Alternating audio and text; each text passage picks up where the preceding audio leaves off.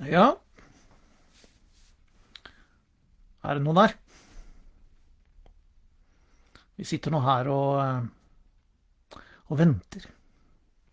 Nå må jeg bare inn og sjekke. Må jeg inn og sjekke om, for at nå er det et helt nytt system her på Facebook. Et helt nytt verktøy som jeg tester ut her. Så her, vet du, Louise, vet du, hei, velkommen. Så da tenkte jeg skulle sjekke om jeg var på, men nå ser jeg at det kommer inn noen kommentarer her, og det betyr vel at det er noen der ute. Velkommen skal du være. Eva her, og hei Eva. Veldig bra. Vi, som sagt, jeg tester ut helt Jon Vegard, vet du, hei, det har jeg ikke fått hils på ennå, men jeg gleder meg til å gjøre det. Velkommen til direkte sending. Sett dere ned og ta frem popcornet.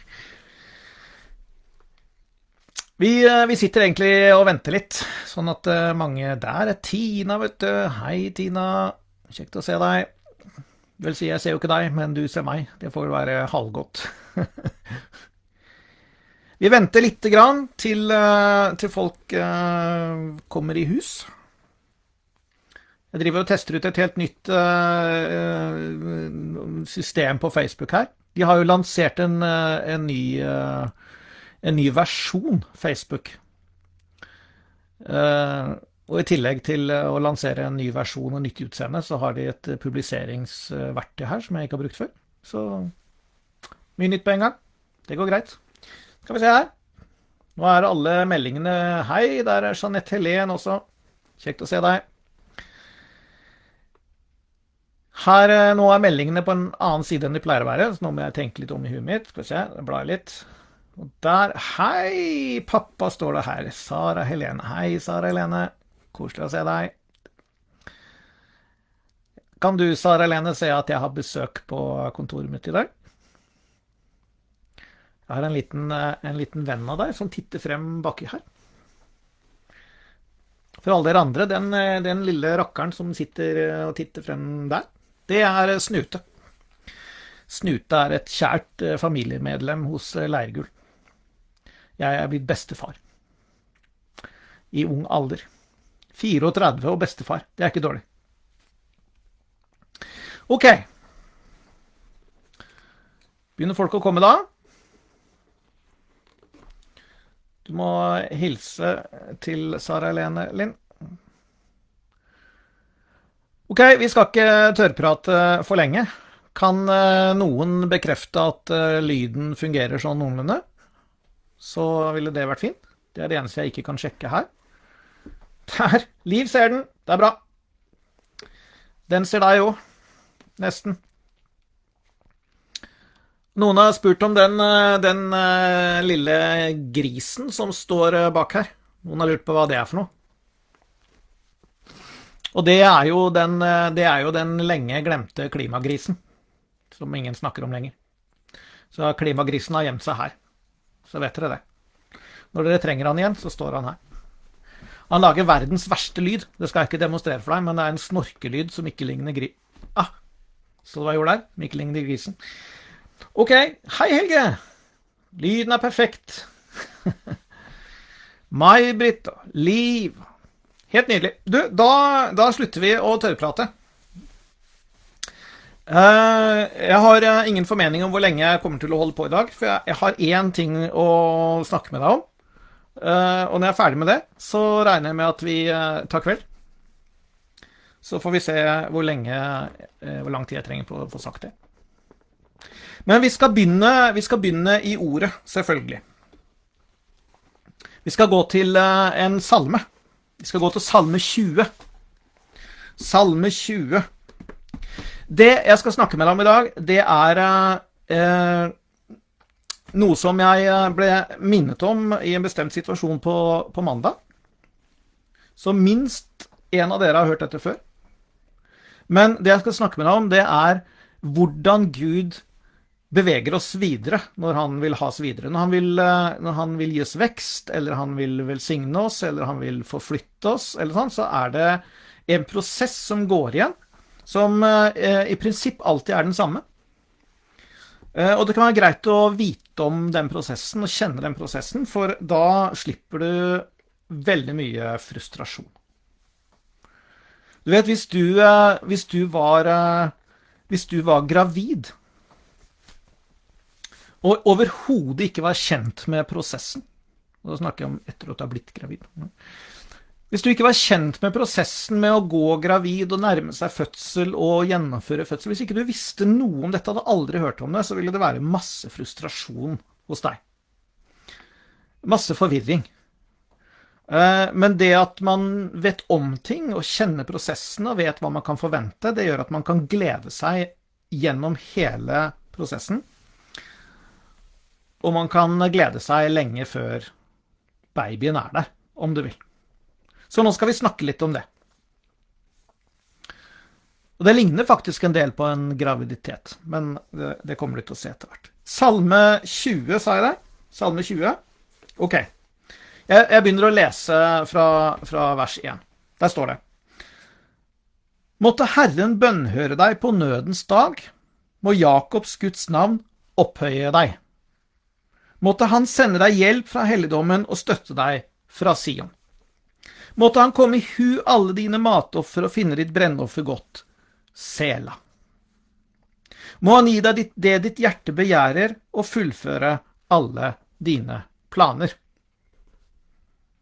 Må han gi deg, altså Gud, må Gud gi deg det ditt hjerte begjærer og fullføre alle dine planer. Ok, vi tar en salme til, salme 37. 2-3 vittners ord og alt det der, vet du. Salme 37. Har du funnet det? Finne boka, vet du. Salme 37, så står det. La ikke din vrede opptennes over de onde. Nei, ikke miskunn. Nei. Det står ikke det. Det står, missunn ikke dem som gjør urett. For som gresset blir de hurtig skåret av, og som grønne vekster visner de ned. Sett din lit til Herren og gjør godt. Bo i landet og legg vind på trofasthet. Gled deg i Herren, så skal han gi deg. Hva skal han gi deg? Stemmer. Han skal gi deg det ditt hjerte trakter etter. Eller, som det står i noen oversettelser, det ditt hjerte begjærer. Så her har vi 2 skriftsteder som sier at Gud, han vil gi deg det ditt hjerte begjærer, eller det ditt hjerte trakter etter.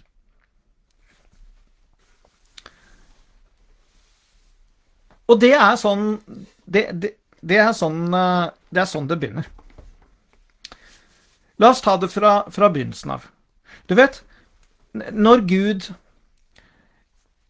vil gi deg noe, når han har et ønske for deg,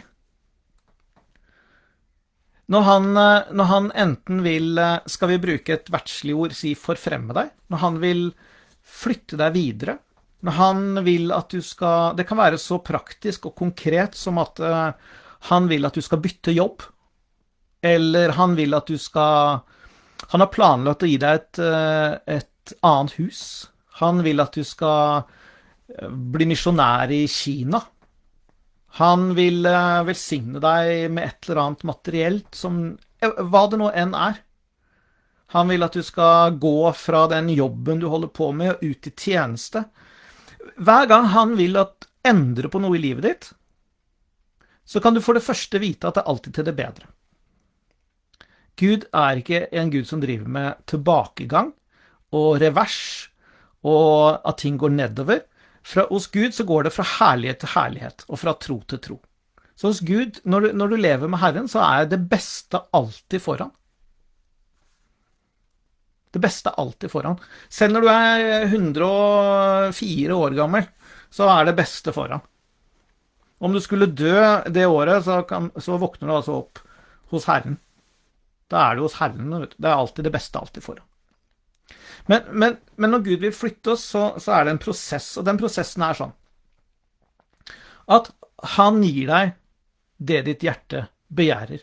Der er det en dobbelthet i det ordet som vi leste nå. Sett din vei i Herrens hånd og gled deg i Herren. Og det som skjer da er det sånn at det er ikke bare det at han gir deg det som finnes i hjertet ditt av begjærelser. Nei, han gir deg begjærelser i hjertet. Han gir deg, han legger ting ned i hjertet ditt, så du begynner å begjære det. Det er derfor Jesus kan si at dersom dere blir i meg, og mine ord blir i dere, da be om hva dere vil, og dere skal få det. For at når vi lever med Herren, og vi er sammen med han, og han får lov å virke på oss, så er det faktisk akkurat som en graviditet. Altså på et eller annet tidspunkt så begynner han å legge sine begjærelser ned i ditt hjerte. Så du blir gravid med det han har for deg. Og det begynner alltid på samme måten. Det begynner med at du får en slags en hellig rastløshet, som jeg kaller det. Du blir rastløs på innsiden. Du kjenner at det er et eller annet. Det er ikke så kult som det var. Det er et eller annet. Du vil videre. Det er akkurat som salvelsen, om du vil, til det som du er i. Den letter litt.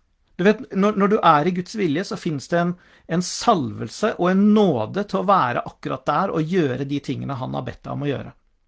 For det er sånn i Guds rike at du driver ikke med ting ut fra dine egne krefter. Det er viktig å skjønne.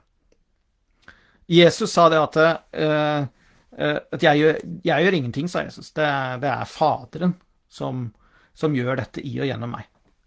Og Paulus sa at jeg arbeider mer enn dere alle, sa Paulus. Men så sier han, men ikke jeg da, men Guds nåde i og gjennom meg. Så når vi driver med det som vi skal, når vi er midt i Guds plan, så blir vi båret gjennom det vi gjør.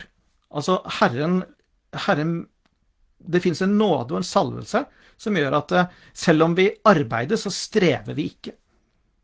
Det er ikke tungt. Det er lett. Det Herren ber oss om å gjøre, er lett. For det er han som gjør det i og gjennom oss. Hvis du kjenner at du blir sliten og sur og grinete og lei, så er du sannsynligvis ikke på riktig sted, og driver sannsynligvis ikke med riktige ting. For du bruker dine egne krefter. Så når du er midt i Guds plan, så er det lett fordi at Gud stiller opp med sin ånd og sin nåde til å gjøre det. Men når vi flytter der, så merker du at den nåden, det er ikke sånn at den bare forsvinner sånn her, men den letter på en måte. Det er som det blir liksom litt mindre enkelt, litt mindre av seg selv. Det blir litt mer strev, det blir litt mindre tålmodighet, det blir litt tyngre. Du får is i røbben. Var det ikke det noen sa her for noen år siden? Fikk is i røbben. Men det er sånn det blir liksom kladdeføre på en måte. Og du gjør de samme tingene, men det er litt tyngre, og du blir litt mer utålmodig. Og det som var greit av skal vi si, belastning da, ikke sant? Du har en kollega som var litt rar, men det fantes en nåde til å takle det. Det var disse tingene her, sant? Plutselig så var det som var greit, ja, det er ikke greit lenger. Og så blir du sånn, sant? Det er en hellig rastløshet, og det er begynnelsen på at Gud vil endre på noe. Det begynner der. Det som skjer da, det er at Gud, han gjorde jo dette her med Adam, vet du. Sant? Gud hadde jo planer om å gi Adam en kone, en hjelper, nemlig Eva. Adam gikk der og var i utgangspunktet happy. Ja. Han var jo midt i paradis, og han levde nært med Gud, og de var kompiser og pratet på kvelden, og, ikke sant? Det var ingenting. Han manglet jo ingenting. Men så gjør Gud har planlagt noe. Han har planlagt å gi Adam noe, han har planlagt en progresjon i Adams liv, og da gjør han det. Han setter Adam i gang med å gi navn til alle dyrene. Så han samler sammen dyrene, og så går de akkurat som ved Noahs ark, går de to og to forbi han, og så bestemmer han hva de skal hete, og sånn. Det er noen dybder der vi kan ta en annen gang. Men de kommer to og to, og så plutselig så, eller kanskje ikke plutselig engang, kanskje det var gradvis, men Adam begynner å legge merke til at, vent nå litt, alle de der er to. De er like, men litt forskjellige. De ser ut som de har det veldig fint sammen. Og her sitter jeg. Helt alene for meg selv.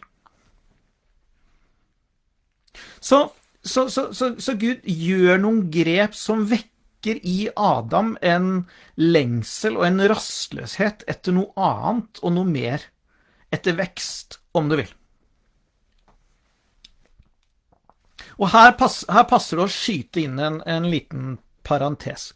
Du vet, i Guds rike så er det sånn at egentlig med alt Gud gjør da, så er det sånn at vekst kommer innifra. Varig vekst kommer alltid innifra. Det kommer ikke utenifra. Det er derfor nyttårsforsetter aldri funker.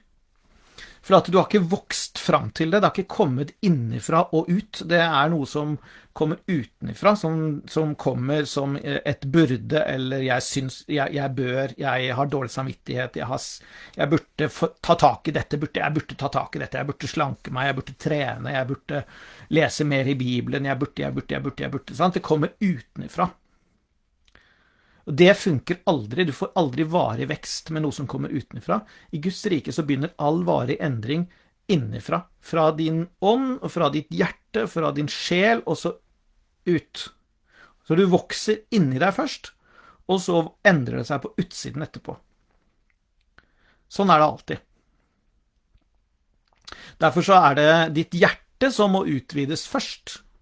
Og når hjertet ditt utvides, mens omstendighetene dine er de samme, for sånn er det en liten stund, så får du en periode med denne frustrasjonen og rastløsheten, hvor du føler at det er for trangt. Du er større inni deg enn du er utenpå. Og det er det Gud legger ned i deg, fordi han vil endring. Så det er det han gjør med Adam, da. Han lar disse dyrene gå forbi, og så våkner denne lengselen i Adam etter noe annet, etter noe mer. Og det er ikke sånn at da blir Gud sånn der, hva, er du ikke fornøyd? Hallo, se rundt deg, nei, dette er noe Gud planlegger. Gud initierer dette. Dette er Gud som setter i gang denne prosessen, fordi han har planlagt en endring. Han har planlagt å velsigne Adam. Han har planlagt vekst i Adams liv, og derfor setter han i gang denne prosessen. Så det første som skjer er at du får denne hellige rastløsheten, og så letter den her nåden og salvelsen til det du er i nå. Altså, helt konkret så kan det være, for eksempel, når tiden er inne for en ung mann eller ung dame å gifte seg. Når du er der i livet, og Gud har tenkt å føre en kone til deg, akkurat som han gjorde med Adam, så skjer dette inni deg. Plutselig så er det ikke greit å være single lenger. Og hva skjer da? Jo, da skjer akkurat det som skjedde med Adam. Da begynner du å se rundt deg, og plutselig så ser du bare par. Overalt hvor du snur deg, så ser du par. Lykkelige par, som er forelsket og glad i hverandre, og gamle mennesker som sitter og leier hverandre på benken og har vært gift i 50 år. Og plutselig er det alt du ser. Og det er Gud som forandrer blikket ditt og henleder oppmerksomheten på noe.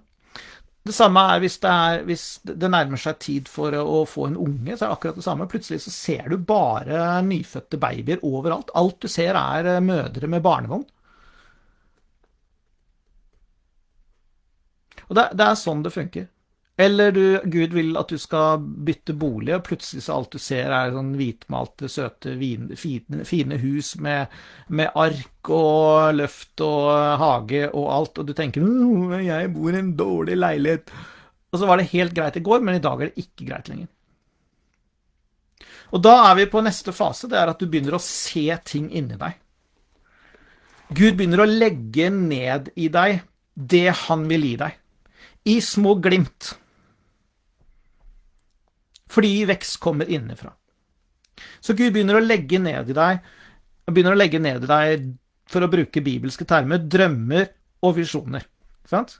For å bruke helt dagligdagse termer, så er det sånn at du begynner å plutselig ser du for deg ting. Du begynner å dagdrømme. Du begynner å tenke at, så ser du deg selv i forskjellige situasjoner, og så da må du velge da. Hva gjør du med det, sant? Skal du avvise det? Eller skal du tenke at, er det dit vi er på vei? Og det er det. Det er dit vi er på vei. Gud begynner å legge ned i deg disse tingene. Ikke sant? Her er det jo naturlig å snakke om Josef som hadde disse drømmene. Men det er det som skjer da. Det er at du begynner å se for deg ting. Så først er det den hellige rastløsheten, og kombineres det. Det er ikke sånn at den rastløsheten da forsvinner. Nei, Gud legger bare på. Ikke sant? Han vrir om en omdreining til. Og det han legger på er at du begynner å se noe annet inni deg enn det du er i. Og da øker frustrasjonen, for forskjellen på det som er inni deg, og det som er utenpå deg, eller utenfor deg, kanskje jeg skal si, den blir større. Men ikke vær engstelig for den frustrasjonen, for det er en del av prosessen. Og hva er det neste som skjer? Jo, det neste som skjer, det er at du begynner å trenge deg på Gud, vet du. Det blir så tungt å bære denne forskjellen på det du ser inni deg og det som er utenpå, at du begynner å trenge deg på Herren. Du begynner å begjære av Gud. Du begynner å be. Og du går egentlig litt og hvis ikke du passer deg, så blir det til slutt der at du går og tenker at Gud ikke skjønner noen ting, at han er så treig, og hva er han holder på med, og fatter han ikke at dette er noe du må ha, eller så dør du, for sånn kan det føles noen ganger.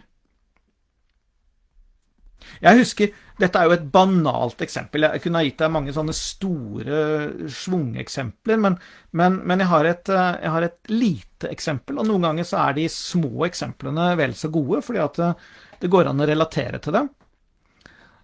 Det var en gang for mange, mange, mange år siden, helt i begynnelsen av 90-tallet, så gikk jeg i en stor menighet, som mange av dere vet.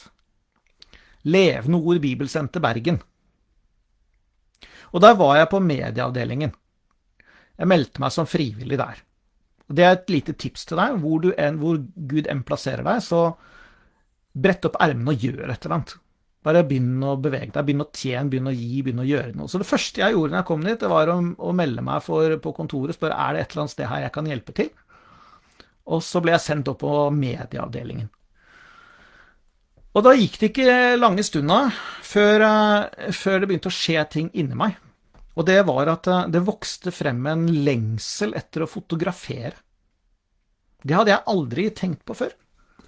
Men plutselig så var jeg i denne prosessen. Og alt jeg så rundt meg var kamera. Jeg så kamera, jeg så fotografer, jeg så folk som knipset. Og jeg, i og med at jeg da jobbet fulltid frivillig uten inntekt, så hadde ikke jeg råd til å kjøpe meg noen kamera. Det kunne jeg bare glemme. Jeg hadde ikke penger til det i det hele tatt. Jeg hadde ikke tro for det heller. Og sånn skal sies.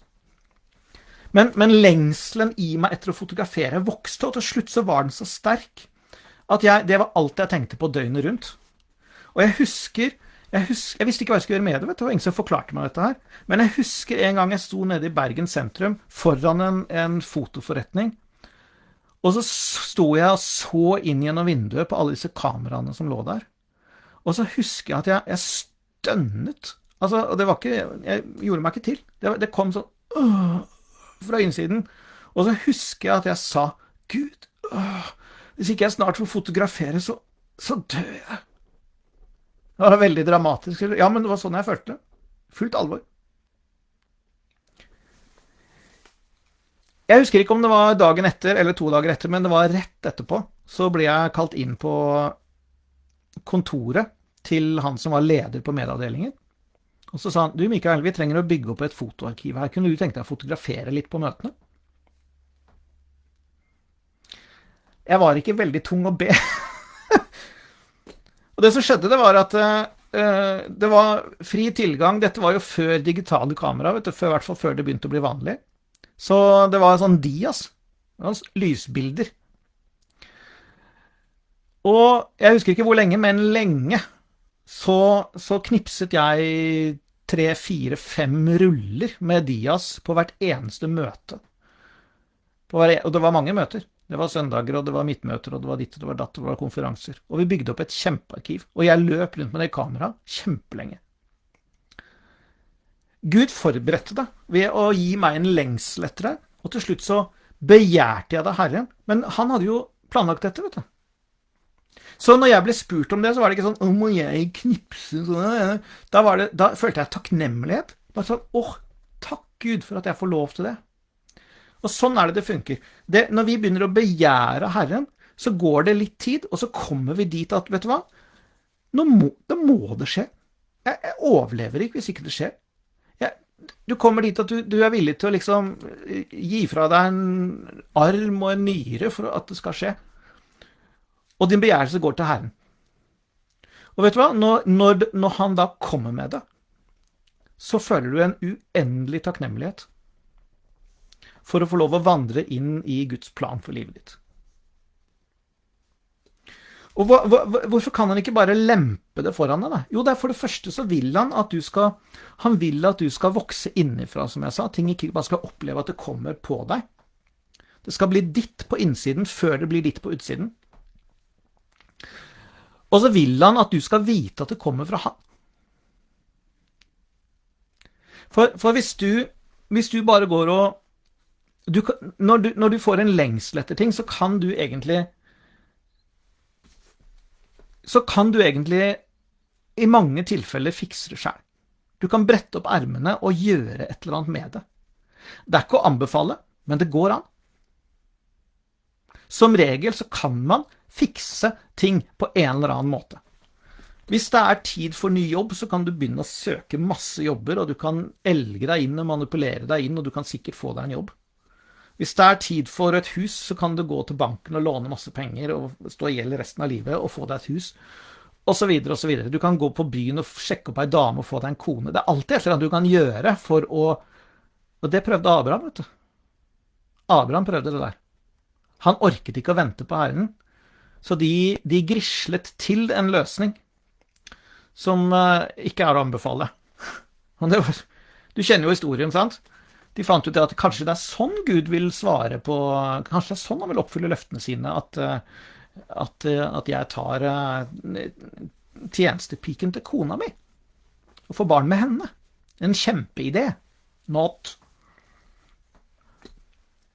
Men det som skjer hvis du begynner å gjøre det selv, hvis du ikke tålmodig og venter på Herren, så får du en Ismael.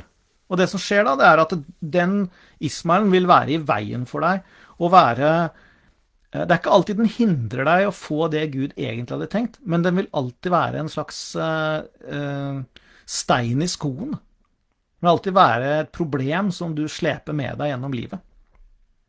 Alle problemene vi har i Midtøsten skyldes jo Ismael. Hvis Abraham hadde bokstavelig talt holdt seg skinnet, så hadde vi ikke hatt de problemene som vi har hatt i Midtøsten. Så det det Gud vil. Han vil at vi skal holde oss i ro og begjære av han. Med andre ord, han vil bruke den anledningen til å etablere seg som vår eneste kilde i livet. Det det han vil. Det en av grunnene til at han kjører disse prosessene. Han vil at vi skal komme til han og vente og vente og vente til han gir oss det. Det gjør at vi vet at han vår eneste kilde, vi vet at han til å stole på, vi vokser i tillit, vi vokser i troen, og vi får det rette til rett tid. For Herren, han gjør alle ting vel i sin tid. Så det vil han vil at vi skal tørre å vente, og at vi skal holde ut og vente. Han vil ikke at vi skal løse det selv. Det vil han ikke. Så det en av grunnene. Det skaper en avhengighet til Herren som skal være der. Og det er ikke farlig å være avhengig av Herren, for han svikter aldri. Han svikter aldri. Han er litt treg noen ganger. Men han er ikke egentlig treg. Det er bare at vi er utålmodige. Han har en nydelig timing på ting. Alt er perfekt når han gjør det. Og hvis du løper ut og fikser det selv, så blir det ikke så perfekt. Og så kommer altså siste fase, hvor han da serverer svaret. Og det som er rart med Gud, er at vi kan vente og vente og vente, og være utålmodige, og begjære og be, og tenke at hva er han holder på med? Skjønner han ikke at dette er til hans beste, at jeg får dette, liksom? Og så, når vi får det, så oppleves det alltid som plutselig. Plutselig kommer svaret. Det er veldig rart, men det kommer plutselig. Uten at du helt liksom, oi, alt nå kan du få den følelsen, selv om du har ventet og ventet og ventet. Så det som er lurt, det er å bruke den ventetiden på å forberede seg, slik at når det skjer, så er du klar. For det er stort sett alltid ting du bør forberede. Og for å ta bildet med graviditeten da, ikke sant? Du kan gå der, jeg har jo aldri vært gravid, det kom kanskje som en bombe, men jeg har altså sett min kone bære frem 3 barn, og jeg har sett det på ganske nært hold. Så det som skjer er jo at du går der og bærer på dette, og så blir du mer og mer utilfreds, og til slutt så kommer det at nå må den ungen ut, jeg orker ikke, det får være så vondt det bare vil, ungen må ut, nå jeg orker ikke mer. Og det er det vi snakker om. Da nærmer det seg veldig. Men du vet, hvis man går der i 9. måned, og lengter og trengter etter å få den ungen ut og få dette over med, og ikke gjør noe for å forberede seg, så kaster man bort masse tid. Det er meningen du skal bruke den tiden til å gjøre klar barnerommet, vet du. Ikke sant? Og male opp den barnesengen fra forrige kull, og sy de gardinene, og kjøpe inn den bamsen, og alle de tingene der. Du skal altså bruke den tiden til å forberede deg, sånn at når babyen kommer, så er ting klart. Sånn er det i alt det som Gud driver med også. Det er meningen at du skal bruke tiden godt. Så hvis du går og venter på et kall, du går og venter på et eller annet, så bruk tiden da, forbered deg. Du kan vite, når du er kjent med prosessen, så kan du vite at den babyen kommer. Du er ikke i denne prosessen fordi Gud har tenkt å lure deg. For det er det vi kan føle, vet du, når vi går der og venter. Vi føler at det blir aldri noe av dette her. Jeg gidder snart ikke, det blir ikke noe av dette, Gud svikter meg. Nei, han gjør ikke det. Du er i en prosess som han har full kontroll på, og han har en timing på dette. Det du må gjøre, du må faktisk tro på at den babyen kommer, og så må du begynne å forberede deg. Slik at når dette plutselig skjer, ja, så er ikke du uforberedt, vet du. Da er du forberedt. Da er alt klart. Hvis du går og venter på en bil, så gjør klar en parkeringsplass, da, eller bygg en garasje, eller et eller annet. Altså, vær klar, så ikke du står der, og plutselig er det der, og så vet du hva du skal gjøre med det. Ok. Så bare vit om den prosessen, kjenn igjen prosessen når du er i den. Fordi at du kommer til å gå gjennom sånne prosesser resten av livet med Gud. Det kommer til å bli om igjen og om igjen og om ign på forskjellige områder, men prosessen er lik hver gang. Så når du kjenner den der hellige rastløsheten og sånn der, da er det tid for å begynne å glede seg. Fordi at da har Gud satt i gang en vekstprosess hos deg, eller hos din familie, eller i din menighet, eller hva det handler om. Da kan du begynne å glede deg. Og så vet du om hele prosessen, du vet hvordan dette går, du kan stole på disse bildene du får inne der, du kan stole på det at når du begynner å, plutselig så ser du bare en bestemt type ting, så kan du vite at ja, men Gud driver og forbereder deg på noe. Og når du kommer inn i denne fasen hvor du er helt desperat, og du begynner å begjære Herren, når du føler at du får ikke puste hvis ikke du får dette her nå, vet du hva, det er ikke tid for fortvilelse, det er tid for å gjøre klar barnerommet. Fordi at det blir noe av. Det blir noe av. Og så vil jeg hive på en liten Skal vi kalle det en advarsel? En liten advarsel. For det sånn at vi kan bli lurt også, vet du. Vi kan bli lurt.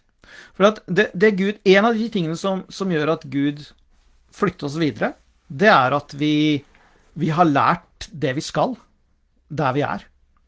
Vi har bestått noen tester, dette var vi så vidt innom forrige onsdag. Vi har bestått noen tester, vi har vært trofaste i lite, Gud vil sette oss over stort. Vi har lært noen lekser, vi har lært å leve i kjærlighet, vi har lært å leve i fred med vår neste så langt det opp til oss, vi har, og så videre sånn, sant? Vi har vokst i Gud, og så sier Gud at nå det tid for større ansvar, nå det tid for belønning, om du vil. Nå det tid for å vokse videre. Og så kommer denne prosessen. Men det jeg har sett noen ganger, det at det av og til at vi jukser.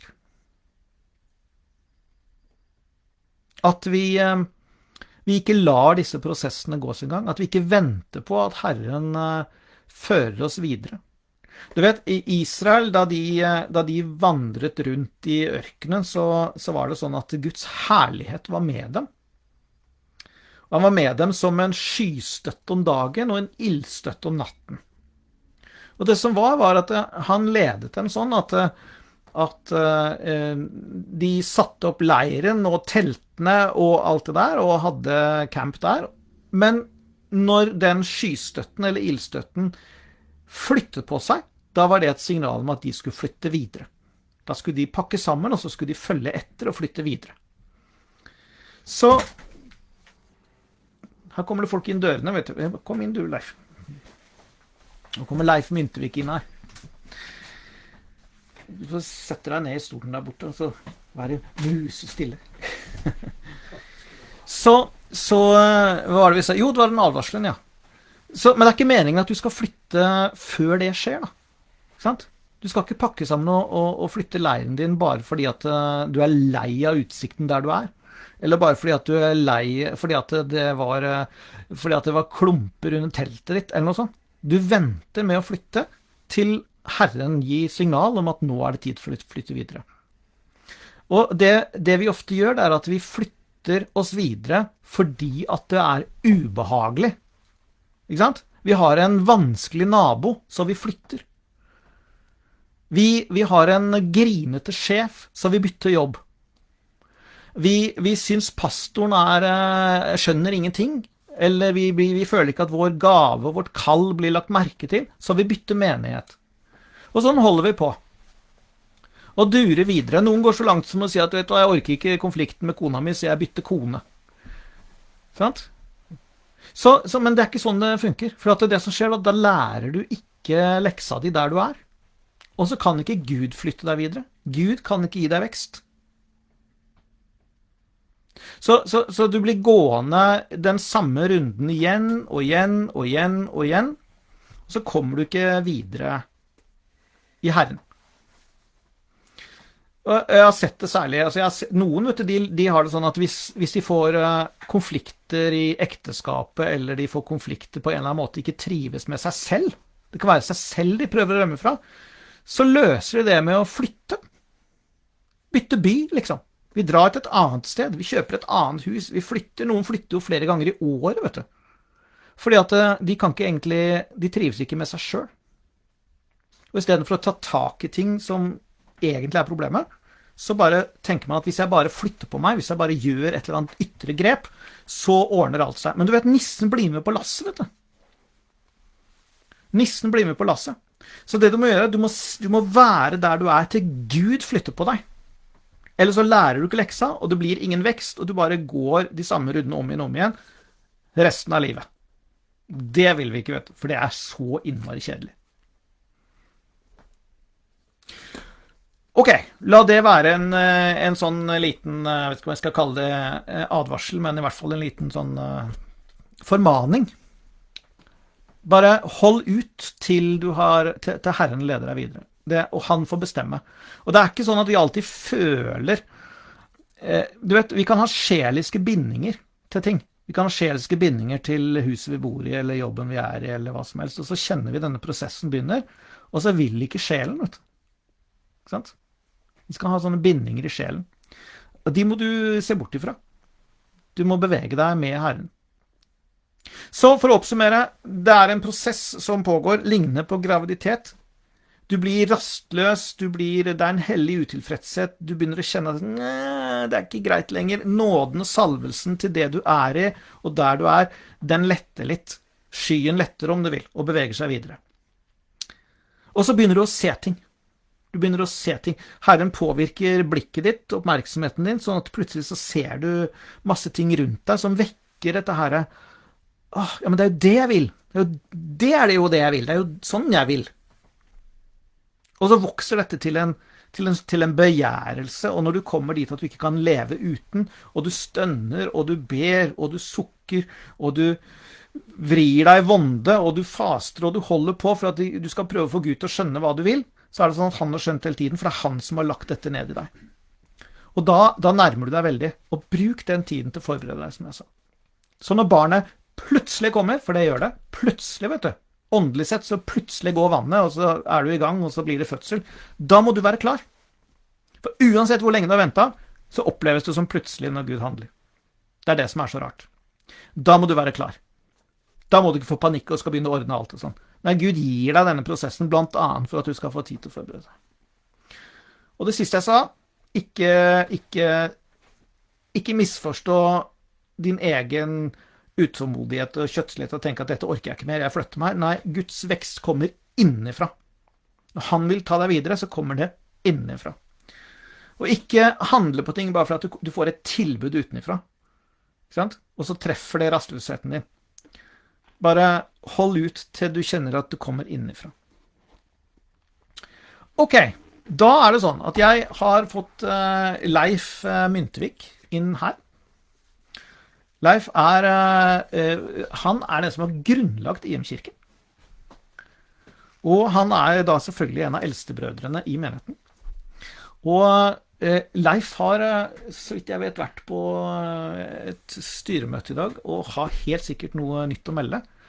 Har du lyst til å fortelle litt om hvordan dere tenker fremover med koronakrise og samlinger og den slags? Du sa i hvert fall noe om onsdager som er relevant for de som sitter her og hører på. Hvis du kommer hit og setter deg her. Men nå skal vi bare bytte plass, for det er litt trangt her.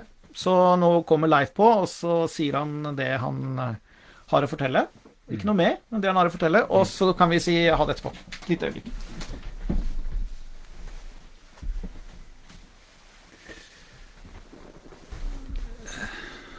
Ja, hallo alle sammen. Dette var overraskende.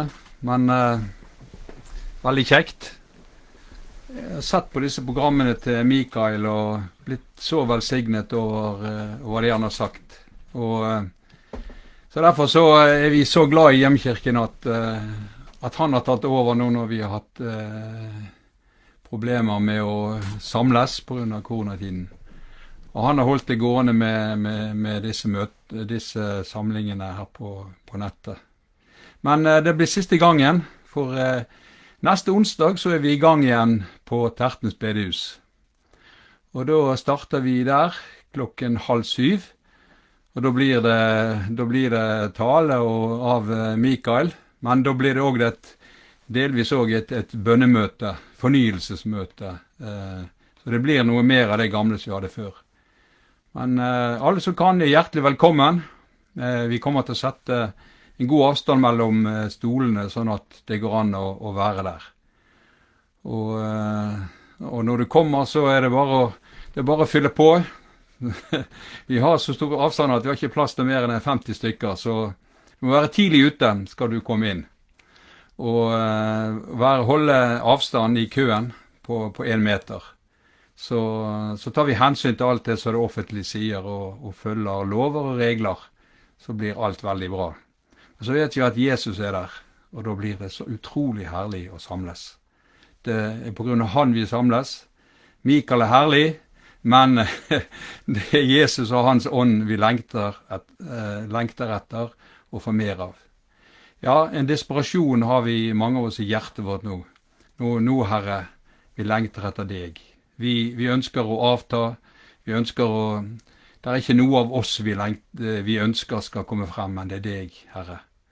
Herre, det er deg vi lengter etter. Kom, Herre. Kom, Herre. Det er det som er rop i vårt indre, og som jeg tror mange roper fra sitt indre akkurat om det. Så vi takker Mikael for disse gangene vi har hatt, og han kommer sikkert til å finne dere på Facebook igjen. Men vi kommer i alle fall som menighet i IM-kirken til å fortsette på Tertnes bedehus.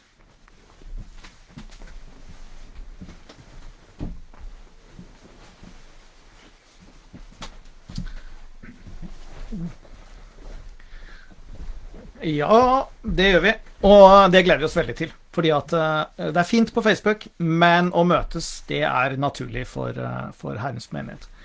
Når det er sagt, så trenger ikke du, hvis du nå ikke er i Bergen, og ikke har anledning til å møte på disse onsdagsmøtene på Tertnes, på bedehuset Betel, er det ikke det dette? Jo, det er det dette. Så behøver ikke du å fortvile, fordi at hvis du følger med på min Facebook-side, så kommer jeg til å fortsette å legge ting ut der, og kanskje fortsetter vi å ha samlinger som minner om de her, men da blir det ikke på onsdag, for da er jeg opptatt andre steder. Så bare følg med på min Facebook-side, og så ser du hva slags opplysninger som kommer der. Så skal vi nok klargjøre begge deler, nemlig. For det er veldig herlig. Ok, da gjør vi som vi pleier, at så der, ja. Eva hilser Leif. Skulle tilbake, Eva. Da gjør vi som vi pleier, at du får noen minutter nå til å komme med kommentarer og spørsmål i kommentarfeltet. Hvis du har behov for det, så kan vi prøve å svare eller kommentere eller et eller annet. Og så, når jeg avslutter her nå, så går det jo bare noen minutter, og så plutselig så ligger dette ute som et opptak, så da kan du se det der, hvis ikke du fikk med deg alt. Jeg er litt spent på å se hvordan bildet har vært og sånn, for jeg har også gjort dette på en ny måte i dag. Men hvis ikke du har noen spørsmål og kommentarer, eller hvis du har, så må du benytte anledningen nå. Bjørg ser på. Tina, hei Tina. Gikk det bra, Tina? Har du det bra? Ja. Ikke får noe svar, så får vi anta ja. Ok, da ble det stilt. Det har vært hyggelig å ha disse sendingene på Facebook. De kommer til å fortsette på en eller annen måte, for jeg ser at det er folk rundt omkring i landet som ser på. Så dette kan vi fortsette med. Men for deg som går i menigheten, eller som relaterer til menigheten, eller som vil begynne å relatere til menigheten, eller i det hele tatt bare vil kose deg sammen med brennende kristne, så er det altså onsdag. Hvilken dato blir det? 6 pluss 7? 13? Blir det det? På onsdag som kommer, så blir det da samling i IM-kirken fysisk. Og så følger du med på Facebook-sidene for å finne ut hvor vi fortsetter disse direktesendingene. For det kommer vi til å gjøre på en eller annen måte. Okidok, da ønsker jeg deg en velsignet kveld fortsatt. Og så skal jeg og Leif få oss en kaffekopp. Jeg kan tenke meg at han er litt sulten nå. Han har vel ikke spist noe på en stund. Så det skal vi ordne opp i. Så snakkes vi plutselig, vet du. Fantastisk. Ok, ha det godt.